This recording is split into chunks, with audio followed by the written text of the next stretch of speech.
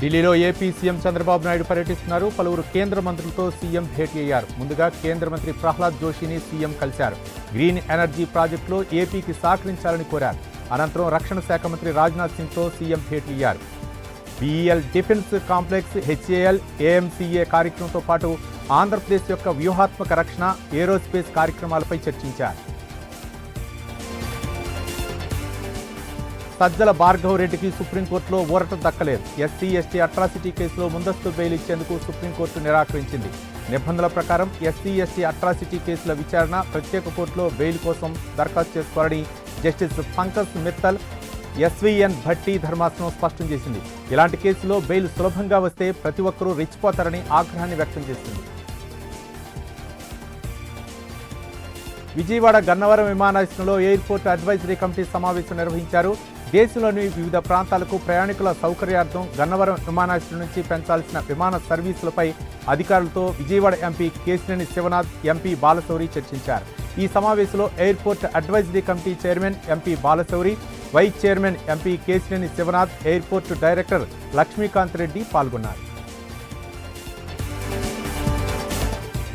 కడప మాజీ మేయర్ సురేష్ బాబుకు హైకోర్టులో ఎదురుదెబ్బ తగిలింది. మేయర్ పదవి నుంచి తొలగింపు ఉత్తర్వుల్లో జోక్యానికి హైకోర్టు నిరాకరించింది. పదవి నుంచి తొలగిస్తూ రాష్ట్ర ప్రభుత్వం జారీ చేసిన జీవోను సస్పెండ్ చేయాలంటూ సురేష్ బాబు వేసిన అనుబంధ పిటిషన్ను కోర్టు కొట్టివేసింది. ఎమ్మెల్యే కొలికిపూడి శ్రీనివాసరావుపై తిరువూరు వైసీపీ నియోజకవర్గ ఇన్ఛార్జి నల్లగట్ల స్వామిదాస్ ఫైర్ అయ్యారు. రక్షణ కోసం 6వ వార్డు కౌన్సిలర్ తమ ఇంట్లో ఉంటే ఎమ్మెల్యే కొలికిపూడి శ్రీనివాసరావు దాడులు చేయించారని ఆరోపించారు. ఆ సమయంలో రక్షణ కల్పించాల్సిన పోలీసులే కనిపించకుండా పోయారని మండిపడ్డారు. తిరువూరు మున్సిపాలిటీపై చర్చకు రావాలని ఎమ్మెల్యే కొలికిపూడికి ఆయన సవాల్ విసిరారు. మాజీ ఎమ్మెల్యే రామిరెడ్డి ప్రతాప్ రెడ్డి కుమారుడు విచారణకు హాజరయ్యారు. పైలాన్ ధ్వంసం విషయం కేసులో నెల్లూరు 2 టౌన్ పిఎస్కు వెళ్లారు. వైసీపీ నేతలతో కలిసి బైక్పై ర్యాలీగా పిఎస్కు చేరుకున్నారు. మాచర్ల మాజీ మున్సిపల్ చైర్మన్ తురకా కిషోర్కు మాచర్ల కోర్టు 2 రోజుల పాటు పోలీస్ కస్టడీకి అనుమతించింది. ఇంటి స్థలాన్ని ఆక్రమించి యజమానిపై హత్యాయత్నం చేసిన కేసులో తురకా కిషోర్ను కస్టడీకి ఇవ్వాలని పోలీసులు కోరారు. దీనిపై విచారణ జరిపిన కోర్టు తురకా కిషోర్ను కస్టడీకి తీసుకోవడానికి అనుమతిస్తూ తీర్పిచ్చింది. దీంతో పోలీసులు తురకా కిషోర్ను కస్టడీకి తీసుకున్నారు. వల్లభనేని వంశీని హనుమాన్ జంక్షన్ పోలీసులు కస్టడీకి తీసుకున్నారు. విజయవాడ ప్రభుత్వ ఆసుపత్రిలో వంశీకి వైద్య పరీక్షలు నిర్వహించారు. నకిలీ ఇళ్ల పట్టాల పంపిణీ కేసులో కస్టడీకి తీసుకున్నారు. వంశీని కంకిపాడు పోలీస్ స్టేషన్కు తరలించారు. కస్టడీలో 2 రోజులు వంశీని పోలీసులు ప్రశ్నించనున్నారు. ఏపీ మద్యం కుంభకోణం కేసులో కేసిరెడ్డికి సుప్రీంకోర్టులో చొక్కెదురైంది. కేసిరెడ్డి, ఉపేందర్ రెడ్డి, రాజ్ కేసిరెడ్డి పిటిషన్లో సర్వోన్నత న్యాయస్థానం కొట్టివేసింది. ఇప్పటికే కస్టడీలో ఉన్నందున బెయిల్ కోసం సంబంధిత కోర్టును ఆశ్రయించాలని సూచించింది. తన కుమారుడి అరెస్టు సమయంలో నిబంధనలు పాటించలేదని ఉపేందర్ రెడ్డి పిటిషన్ వేశారు. ఏపీ హైకోర్టులో మాజీ మంత్రి పెద్దిరెడ్డి రామచంద్రారెడ్డికి ఎదురుదెబ్బ తగిలింది. బుగ్గమఠం భూముల ఆక్రమణపై దేవాదాయ శాఖ నోటీసులు ఇచ్చింది. భూములను వెంటనే ఖాళీ చేయాలని నోటీసులు జారీ చేశారు. అధికారుల చర్యలను వెంటనే నిలిపివేయాలని హైకోర్టును పెద్దిరెడ్డి రామచంద్రారెడ్డి ఆశ్రయించారు. దేవాదాయ శాఖ ఇచ్చిన నోటీసులపై అప్లెట్ ట్రిబ్యునల్కు వెళ్లాలని కోర్టు సూచించింది. కడప జిల్లా పబ్బాపురంలో టీడీపీ మహానాడు జరగనుంది. ఈ నెల 27 నుంచి 29 వరకు మహానాడు జరగబోతోంది. మహానాడు కార్యక్రమానికి శరవేగంగా ఏర్పాట్లు జరుగుతున్నాయి. ఏర్పాట్లను టీడీపీ ఏపీ అధ్యక్షుడు పల్లా శ్రీనివాసరావు పరిశీలించారు. సభాస్థల్లో సీసీ కెమెరాలను ఏర్పాటు చేశారు. సభ కోసం 19 కమిటీలను ఏర్పాటు చేశారు. సంగారెడ్డి జిల్లా జహీరాబాద్లో సీఎం రేవంత్ రెడ్డి పర్యటిస్తున్నారు. హుగ్గేలి కూడల్లో బసవేశ్వర విగ్రహాన్ని ఆవిష్కరించారు. మాచునూరులో కేంద్రీయ విద్యాలయ భవనాన్ని ప్రారంభించారు. అనంతరం పస్తాపూర్ చేరుకున్నారు. అక్కడ ఏర్పాటు చేసిన బహిరంగ సభ ప్రాంగణంలో 494.67 కోట్ల విలువైన వివిధ అభివృద్ధి పనులకు ప్రారంభోత్సవాలు, శంకుస్థాపనలు చేశారు.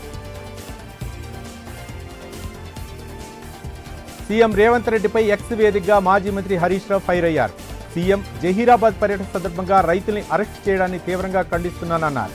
రేవంత్ రెడ్డి పర్యటన జరిగిన ప్రతిసారి ముందస్తు అరెస్టులు, నిర్బంధాలు ఎందుకని ఆయన ప్రశ్నించారు. ఇది ప్రజాపాలన కాదు, ప్రజలను పీడించే పాలనని విమర్శించారు. అక్రమంగా అరెస్ట్ చేసిన రైతుల్ని, రైతు నాయకుల్ని వెంటనే విడుదల చేయాలని రాష్ట్ర ప్రభుత్వాన్ని డిమాండ్ చేశారు. సీఎం రేవంత్ రెడ్డిపై విమర్శలు గుప్పిస్తూ మాజీ మంత్రి కేటీఆర్ ట్వీట్ చేశారు. నేషనల్ హెరాల్డ్ కేసులో రేవంత్ రెడ్డి పేరు పెట్టడంతో సీఎం అవినీతి బండారం మొత్తం బయటపడిందన్నారు. యంగ్ ఇండియా సంస్థకు విరాళాలు ఇస్తే పదవులు ఇప్పిస్తానని రేవంత్ రెడ్డి ప్రలోభ పెట్టినట్లు ఈడీ ఛార్జిషీట్లో నమోదు చేసిందని ఆయన తెలిపారు. ఈ ఛార్జిషీట్తో సీఎం అవినీతి సామ్రాజ్యం బట్టబయలందని ఎక్స్ వేదికగా కేటీఆర్ ధ్వజమెత్తారు. BJP MP Raghunandan Rao hot comments చేశారు. కవిత రాసిన లేఖ రాజకీయ పంచాయతీనా, ఆస్తుల పంచాయతీనా అని ప్రశ్నించారు. కవిత చెప్పినా చెప్పకున్నా తెలంగాణలో బీజేపీ బలపడుతోందన్నారు. వచ్చే ఎన్నికల్లో బీజేపీ అధికారంలోకి రావడం ఖాయమన్నారు రఘునందన్ రావు. కవితను బయటకు పంపించడం కోసం బావమరిది ఒకటయ్యారన్నారు. అదే సంకేతం మీటింగ్ ద్వారా ఇచ్చారన్నారు. కవిత మరో షర్మిల కాబోతున్నట్లు కనిపిస్తోందని రఘునందన్ రావు చెప్పారు. మంత్రి కోమటిరెడ్డి వెంకటరెడ్డి కీలక వ్యాఖ్యలు చేశారు. కవిత లేఖ రాశారా లేక పార్టీలో ఎవరైనా రాశారా అనేది తేలాలన్నారు. బీఆర్ఎస్ పని అయిపోయిందన్నారు. ఇంటర్నల్గా వాళ్లే ప్లాన్ చేసి లేఖ రాసి విడుదల చేశారని విమర్శించారు కోమటిరెడ్డి వెంకటరెడ్డి. బీఆర్ఎస్ గురించి ప్రజలు ఆలోచించడం లేదన్నారు. లేఖ అనేది అంతా డ్రామా అని కోమటిరెడ్డి వెంకటరెడ్డి మండిపడ్డారు. ఎంపీ డీకే అరుణ్కు కేంద్రం కీలక బాధ్యతలు అప్పగించింది. Food corporation of India consultative committee Telangana చైర్పర్సన్గా నియమించింది. ఈ మేరకు పార్లమెంటు వ్యవహారాల శాఖ అధికారిక ఉత్తర్వులు జారీ చేసింది. తెలంగాణలో ఆహార ఉత్పత్తులు, ధాన్యం సేకరణలో ఇబ్బందులు, ఇతర సమస్యలపై కమిటీ అధ్యయనం చేయనుంది. కవిత లేఖపై ప్రభుత్వ విప్ బేర్ల ఐలియా స్పందించారు. ఇప్పటికైనా కవిత నిజాలు బయటపెట్టారని అన్నారు. బీఆర్ఎస్ మునిగిపోయే పడవ అని ఆమె గ్రహించారని, మునిగిపోయే పడవలో ఎందుకు ఉండాలని దూకే ప్రయత్నం చేస్తున్నారని బేర్ల ఐలియా చెప్పారు. హైదరాబాద్ మెట్రో రైలు సంస్థ కీలక నిర్ణయం తీసుకుంది. ఇటీవల పెంచిన ఛార్జీలను తగ్గిస్తున్నట్లు పేర్కొంది. పెంచిన మెట్రో ఛార్జీల్లో 10% తగ్గించాలని నిర్ణయించింది. దీంతో తగ్గిన ఛార్జీలు రేపటి నుంచి అమల్లోకి రానున్నాయి. సుప్రీంకోర్టులో బెట్టింగ్ యాప్స్ నిషేధంపై విచారణ కొనసాగింది. బెట్టింగ్ యాప్స్ నిషేధం, సెలబ్రిటీలపై చర్యలు కోరుతూ ప్రజాశాంతి పార్టీ అధ్యక్షుడు కేఏ పాల్ పిటిషన్ వేశారు. విచారణ జరిపిన కోర్టు కేంద్ర ప్రభుత్వానికి, ప్రతివాదులకు సుప్రీంకోర్టు నోటీసులు జారీ చేసింది. బెట్టింగ్ యాప్స్ నిషేధంపై జస్టిస్ సూర్యకాంత, జస్టిస్ ఎన్కే సింగ్ ధర్మాసనం విచారణ జరిపింది. కేఏ పాల్ వాదన పరిగణలోకి తీసుకుని ప్రతివాదులకు నోటీసులు జారీ చేసింది కోర్టు. టీటీడీ చైర్మన్ బీఆర్ నాయుడిని దర్శకుడు రాఘవేంద్రరావు, బండ్ల గణేష్, తానా మాజీ అధ్యక్షుడు వేమన సతీష్ మర్యాదపూర్వకంగా కలిశారు. తిరుమలలో సదుపాయాలు చాలా మెరుగుపడ్డాయని అన్నారు. తిరుమలలో ఏర్పాట్లపై భక్తులు సంతోషంగా ఉన్నారన్నారు. ఈ సందర్భంగా భక్తులకు మరింత సౌకర్యం చేస్తున్న కార్యక్రమాలను గురించి చైర్మన్ వివరించారు. టీటీడీ బోర్డు ఎక్స్ అఫిషియో సభ్యునిగా తుడా చైర్మన్ డాలర్స్ దివాకర్ రెడ్డి ప్రమాణ స్వీకారం చేశారు. రంగనాయకుల మండపంలో అదనపు ఈవో వెంకయ్య చౌదరి ప్రమాణ స్వీకారం చేయించారు. ఈ ప్రమాణ స్వీకారం అనంతరం డాలర్స్ దివాకర్ రెడ్డి శ్రీవారిని దర్శించుకున్నారు. తనకు ఈ అవకాశం ఇచ్చిన మంత్రి నారా లోకేష్కు సీఎం చంద్రబాబుకు కృతజ్ఞతలు తెలిపారు. టీటీడీ చైర్మన్ బీఆర్ నాయుడిని తుడా చైర్మన్ డాలర్స్ దివాకర్ రెడ్డి మర్యాదపూర్వకంగా కలిశారు. టీటీడీ బోర్డు ఎక్స్ అఫిషియో సభ్యునిగా ప్రమాణ స్వీకారం చేసిన అనంతరం బీఆర్ నాయుడుతో భేటీ అయ్యారు. ఈ సందర్భంగా బీఆర్ నాయుడికి శాల్వా కప్పి శ్రీవారి చిత్రపటాన్ని అందజేశారు. తుడాకు మంచి పేరు తీసుకొచ్చే పనులు, శ్రీవారి భక్తులకు మేలు చేకూర్చే కార్యక్రమాలు చేయాలని దివాకర్ రెడ్డికి బీఆర్ నాయుడు సూచించారు. కడప జిల్లాలోని రిమ్స్ హాస్పిటల్లో 2 కరోనా కేసులు నమోదయ్యాయి. గత 4 రోజులుగా దగ్గు, జలుబు, జ్వరంతో బాధపడుతున్న 2 వ్యక్తులకు కరోనా సోకినట్లుగా వైద్యులు గుర్తించారు. దీంతో అప్రమత్తమైన వైద్యులు 2 వ్యక్తులకు ఆసుపత్రిలో ప్రత్యేక ఐసోలేషన్ ఏర్పాటు చేశారు. అలాగే కోవిడ్-19 కోసం 10 బెడ్లను కూడా ఏర్పాటు చేశారు. అనకాపల్లి జిల్లా చోడవరం నియోజకవర్గంలో జరుగుతున్న సహజ వనరుల ఆక్రమణపై అధికారులు స్పందించారు. ఈ వ్యవహారంపై ప్రైమ్9 న్యూస్ ఛానల్ వరుస కథనాలు ప్రసారం చేసింది. దీంతో అధికార యంత్రాంగం కదిలింది. నియోజకవర్గ పరిధిలో అక్రమ గ్రావెల్ తవ్వకాలకు గురైన ప్రాంతాలను చోడవరం జనసేన ఇన్ఛార్జి పివిఎస్ఎన్ రాజు క్షేత్రస్థాయిలో పరిశీలించారు. నియోజకవర్గంలోని పలు గ్రామాల్లో టీడీపీ ఎమ్మెల్యే కేఎస్ఎన్ రాజు అనుచరులమంటూ ఆక్రమాలకు పాల్పడుతున్నారని ఆయన గుర్తించారు. నియోజకవర్గంలో సహజ వనరుల దోపిడీని అడ్డుకుంటామని ఆయన అన్నారు. అనంతపురం జిల్లా గుంతకల్లు రైల్వే స్టేషన్లో ప్రమాదం చోటు చేసుకుంది. 7 ప్లాట్ఫామ్లోని ఓపెన్ వెయిటింగ్ హాల్లో పెచ్చులూడి కింద పడ్డాయి. అయితే ఓపెన్ వెయిటింగ్ హాల్ గోడ పక్కన పడుతున్న బాలుడు మణికంఠపై పెచ్చులూడి పడటంతో అక్కడికక్కడే మృతి చెందాడు. ఈ ఘటనపై పోలీసులు కేసు నమోదు చేసి దర్యాప్తు చేస్తున్నారు. కాకినాడలో కార్మికులు వినూత్న నిరసనకు దిగారు. కాకినాడ కార్పొరేషన్ ఇంజనీరింగ్ విభాగాల్లో పనిచేస్తున్న కార్మికులకు కనీస వేతనం ఇవ్వాలంటూ 16 రోజులుగా నిరసన చేస్తున్నారు. Andhra Pradesh municipal engineering workers senior ఆధ్వర్యంలో నిరసన కార్యక్రమం చేపట్టారు. ఈ సందర్భంగా నేడు మోకాళ్లపై కూర్చొని ధర్నా చేపట్టారు.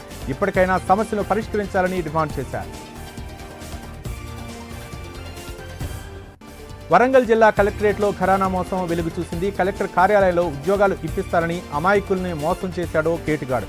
ఏకంగా కలెక్టర్ సంతకం ఫోర్జరీ చేసి జాయినింగ్ ఆర్డర్స్ జారీ చేశారు. ఘటనపై జిల్లా కలెక్టర్ సత్య శారదాదేవి ఆగ్రహం వ్యక్తం చేశారు. దీంతో సుభేదారి పిఎస్లో ఏవో ఫిర్యాదు చేశారు. సీఎం రేవంత్ రెడ్డి ఓఎస్డీ అంటూ ఏపీ యువకుడు నయా దందాకు దిగాడు. డబ్బులు కావాలంటూ శ్రీకాకుళం జిల్లా నరసన్నపేటకు చెందిన నాగరాజు వ్యాపారులకు మెయిల్స్, వాట్సాప్ మెసేజ్లు పంపాడు. సాంకేతిక ఆధారాలతో ఏపీలో నిందితుని పోలీసులు అరెస్ట్ చేశారు. సైబర్ క్రైమ్ పోలీసులు హైదరాబాద్కు తీసుకొచ్చారు. కోర్టు ఆదేశాలతో రిమాండ్కు తరలించారు. శ్రీ సత్యసాయి జిల్లా మడకశిరలో ఎలుగుబంటి హల్చల్ చేస్తుంది. పట్నంలోని సిద్ధార్థ విద్యానికేతన్ ప్రైవేట్ పాఠశాలలో రాత్రి 10 గంటల సమయంలో ఎలుగుబంటి తిరిగింది. పాఠశాలలో ఎలుగుబంటి తిరిగిందని తెలిసి స్థానికులు బెంబేలెత్తిపోయారు. అటవీ శాఖ అధికారులు తగు చర్యలు తీసుకోవాలని స్థానికులు కోరుతున్నారు. వరంగల్ కేయూ గర్ల్స్ హాస్టల్లో త్రాచుపాము కనిపించింది. పామును చూసిన విద్యార్థులు భయంతో పరుగులు తీశారు. ఘటనా స్థలానికి చేరుకున్న స్నేక్ క్యాచర్ పామును పట్టుకున్నారు. దీంతో విద్యార్థులు ఊపిరి పీల్చుకున్నారు. హాస్టల్ పరిసరాల్లో ఎలుకలు, పాములు సంచరిస్తున్నాయని విద్యార్థులు ఆందోళన చెందుతున్నారు. మహారాష్ట్ర చంద్రాపూర్ జిల్లాలో పులి సంచారం కలకలం రేపుతోంది. కార్వార్ గ్రామంలో పశువుల కాపరులపై పులి దాడి చేసింది. బండు పరశురాం, కిషోర్, మధుకర్ పశువులను మేతకు తీసుకువెళ్లగా వారిపై పులి దాడి చేసింది. ఈ దాడిలో బండు పరశురాం అక్కడికక్కడే మృతి చెందగా కిషోర్, మధుకర్కు తీవ్ర గాయాలయ్యాయి. దీంతో వెంటనే అధికారులు పులిని పట్టుకోవాలని ప్రజలు వేడుకుంటున్నారు. విశాఖ స్టీల్ ప్లాంట్లో అగ్ని ప్రమాదం చోటు చేసుకుంది. SMS 2లో మంటలు ఎగిసిపడుతున్నాయి. ఘటనా స్థలానికి చేరుకున్న ఫైర్ సిబ్బంది మంటల్ని అదుపు చేస్తున్నారు. ప్రమాదానికి గల కారణాలపై స్టీల్ ప్లాంట్ యాజమాన్యం ఆరా తీస్తున్నారు. కాకినాడ జిల్లా కేంద్రంలో ఓ ఇంట్లో అగ్ని ప్రమాదం చోటు చేసుకుంది. చిన్న వీధిలో వంట చేస్తుండగా గ్యాస్ లీక్ అయి మంటలు అంటుకున్నాయి. ఈ ప్రమాదంలో ఇంట్లోని భార్యాభర్తలకు తీవ్ర గాయాలయ్యాయి.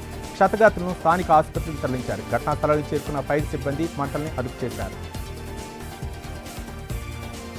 పశ్చిమ గోదావరి జిల్లా భీమవరం ఓవర్ బ్రిడ్జిపై గుర్తు తెలియని మృతదేహం లభ్యమైంది. సంఘటనా స్థలానికి చేరుకున్న పోలీసులు మృతదేహాన్ని పోస్టుమార్టం నిమిత్తం ఆసుపత్రికి తరలించారు. అయితే మృతదేహం బ్రిడ్జిపై నుంచి వేలాడుతుండటంతో ఎవరైనా హత్య చేశారా అనే కోణంలో పోలీసులు దర్యాప్తు చేస్తున్నారు. సిద్దిపేట జిల్లా అప్పన్నపల్లిలో దారుణం జరిగింది. 2 నెలల చిన్నారిని బావిలో పడేసిందో తల్లి. చిన్నారిని ఎవరో బైక్పై వచ్చి ఎత్తుకెళ్లారని పోలీసులకు తల్లి ఫిర్యాదు చేసింది. ఘటనపై పోలీసులు లోతుగా విచారించారు. గట్టిగా నిలదీయడంతో చిన్నారి తల్లి అసలు విషయం చెప్పింది. బావిలో మృతదేహాన్ని పోలీసులు బయటకు తీశారు. భూపాలపల్లి జిల్లాలో అకాల వర్షాలు కురుస్తున్నాయి. రేగుండ, మోచంపల్లి, లక్ష్మారెడ్డిపల్లి గ్రామాల్లో భారీ వర్షం కురిసింది. ఐకేపీ కేంద్రాల నుండి ధాన్యం తడిసి ముద్దైంది. ధాన్యం కొనుగోలులో జాప్యం జరుగుతుందని రైతులు ఆవేదన వ్యక్తం చేస్తున్నారు. తడిసిన ధాన్యాన్ని తరుగు లేకుండా ప్రభుత్వం కొనుగోలు చేయాలంటున్నారు రైతులు. ప్రకాశం జిల్లా కొమరోలు మండలం తాటిచెర్ల మోటు వద్ద ఘోర రోడ్డు ప్రమాదం చోటు చేసుకుంది. లారీ కారు ఢీకొన్న ఈ ఘటనలో 6 మృతి చెందారు. ఒకరికి తీవ్ర గాయాలయ్యాయి. మృతులను బాపట్ల జిల్లా సువర్పురం వాసులుగా గుర్తించారు. వీరంతా మహానందిని దర్శించుకొని తిరిగి వెళ్తుండగా ఈ ప్రమాదం జరిగింది. హార్వర్డ్ విశ్వవిద్యాలయంలో విదేశీ విద్యార్థులకు ప్రవేశాలకు అనుమతి రద్దు చేయడంతో భారత భవితవ్యం గందరగోళంలో పడింది. హార్వర్డ్ యూనివర్సిటీలో విదేశీ విద్యార్థులను చేర్చుకోవడానికి ఉన్న అనుమతిని ట్రంప్ సర్కార్ రద్దు చేసింది. దీంతో ఇక్కడ ప్రవేశాలు పొందిన భారతీయులు సహా విదేశీ విద్యార్థులకు తీవ్ర ప్రభావం పడనుంది. భారత్ నుంచి 788 మంది యూనివర్సిటీలో ప్రవేశం పొందారు. ఇప్పుడు ట్రంప్ ప్రభుత్వం నిర్ణయంతో విద్యార్థుల్లో గందరగోళం నెలకొంది.